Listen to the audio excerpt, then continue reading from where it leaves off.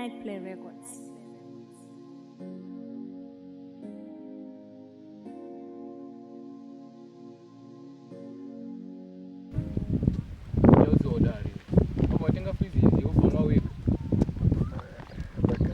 Rakari 1 apa 3. Oh boys, ane unanunga freezer ndiani mari. Muda unga freezer mune mari. Apa arisi Mr Freezer. Uda amene smell cha tuna yenge smell masweki. Basa rendi yuzi. Switch is freezer. Mabara sere nini? Aba gaya bezita rete cartoon Tom and Jerry. Apana makuzo ni nyanga manje. Chamburana panapa. Apa roshingira kutoringa office. Chamburana panapa manje. Arishingirira ndoda kutomwari nemask mndane mask nichikumhino uzona. Usikonoti arobata mweya pari kurimwera. Aiwa akubvisa nyota nimafrizi ona sina mari. Ani mwasina mari. Because gare 10 bond ngwa ino yazi. Chauzi kuti maxira. Ai, 10 bond. Adewa chengo Mr Freezer. A few moments later. Abati munya munofunura mndare. Tempe mndare mungiroma sinenyu muri Rwanda mbokumbira apa munganinyima mndare. Ndosaka tempe ndizokudyire makozo yenyu mndare. Yezi ndoza nabo kutipira ikapapera. Ngati kana une mari, unodya chaunoda, pamweya unoda. Chaunoda, pamweya unoda. Ndiyo munya yo kwatinga freezer ya unochigiswe pachini ba. Because yo tukwe freezer kumwa switch but kuramba chingoti mwachiti.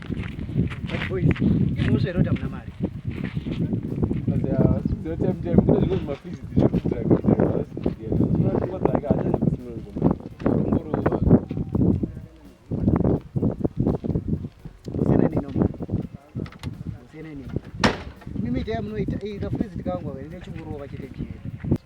But it's really a baby, there are 20 minutes to mdara.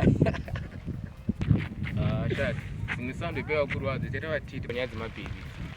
Plus, when I'm a silent killer, I want to go behind the scenes. Boys, koma ti mambo siyana nini na. Bozi uri kuona kashamwari. Ichobva kunoko. Ndine meche nga ngambepere muri mwana tondero. Kasi ngatombofa iye akadira wacho.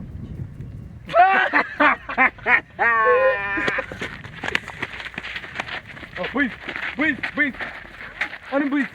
Imi. Naito tamba. Kundirova kwaita ikoko. Zvozoita kuti nhasi shashanse protection. Nhasi kantoibata chete pregazi yo. Mira uone. Dokuchipise yo. Kefu kwinzwe mbwe yakwe. Yakuda kuonererwa nemaswe vanhu.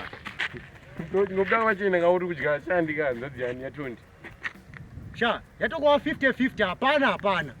Iye akatora bhebhe rangu ka1 but mai ini ndichadya nzwadzi yake pese pandadira. 2 hours later. Saka boys dai baba na maiki kini kama mgaya ngamkurisa na maiki mngare vanotsemurana. Ake. Wauti boha manje waso. Tinya zvinya zvako. Unokaita zvokutamba chapedza taputitsa iwe. Tokuti. Kifi wako sinyanya manje. Ndala munya sorry nikabibinga nakaje. Hayi inotambika mntwari. But hapana. Honestly, imatongo wakati zvara wangu saka ndatongo wamkwasha umba kuita.